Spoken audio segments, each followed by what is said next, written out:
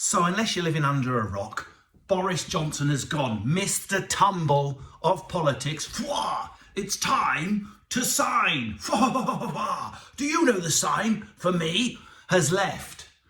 But we find, if you're not from the UK, we find ourselves in the bizarre situation where he's resigned as the Conservative leader. I'm not a political aficionado. I don't understand this. Yet he's staying on as caretaker Prime Minister for 3 months. How is that possible? In the shittiest jobs I've done when I was credit checking, I had to leave with my box, supervised by a security guard, marched out. I wasn't allowed to hang around for a week, wanking into plant pots and sticking pilchards under the desk. What's he going to do? I'm going to sellotape a prawn under Rishi's desk. Wah!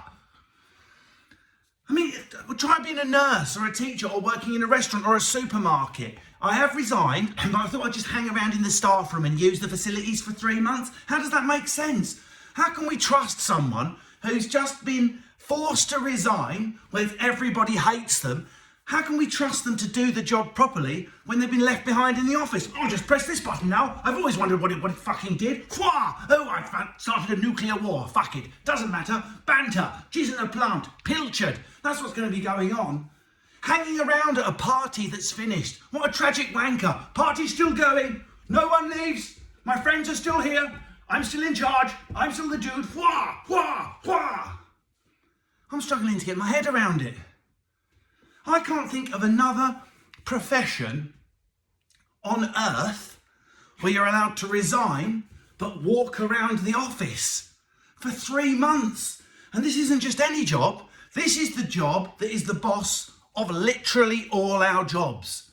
Anyone, if you are picking up a piece of shit with a scooper for your community service at the moment, or whether you're a barrister, QC, about to send someone to prison, this is your boss. It's the boss of UK PLC, currently handing out positions to his mates. Yes, I know I'm fucking left and it's all over, but I wonder if do you want to be Education Secretary? Listen, it's just going to be the banter parliament. It's going to be banter parliament for 3 months, just a banter cabinet. We do what we like. No uniforms. No need for you. Don't wear a suit. Just come in. James Cleverly, he's brought Twister in. I'm going to get my old mate Rishi. He's going to bring Guess Who in. And when we play Guess Who, we can work out who the fuck's in what job, because it's a load of cunts we've never heard of before. Wah! That's right. I've totally resigned, but I'm going back in to continue making decisions about the Ukraine and how you heat your house and whether you can afford electricity. I thought I'd do that for a couple more months. Why not? It's only banter. When you leave, don't you? I was sacked from a credit check agency because I said, alrighty then, at the end of a credit check. I had to call a security service, check someone's address, and I finished the call by going, alrighty then. And the supervisor came over to me and went, you can't say alrighty then like Jim Carrey, you're not allowed to say it. And I said, okay, I won't do it anymore, alrighty then. And I was sacked on the spot, marched down the stairs, and watched as I walked off down the fucking street. That's what we should do to Boris, with the one slight difference: we should be able to fling shit like Monkey from a documentary.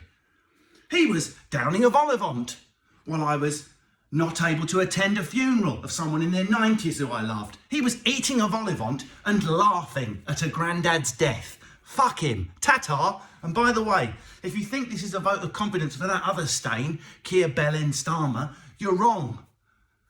I mean, who are we going to vote in? I know what we should vote in. A jar of liver. A jar of liver on a coaster of shit. I'm going to press a shit flat like that, put a jar of liver on top of it, and push that in front of the camera. I guarantee you it will achieve more and make better decisions than Boris Johnson or Keir Starmer ever could. Get some ballbuster in there. Get my nan. Get my nan to be the next Prime Minister, even though she's dead. Get her. Do you know what her catchphrase was? Laugh and the world laughs with you. Cry and you're a cunt.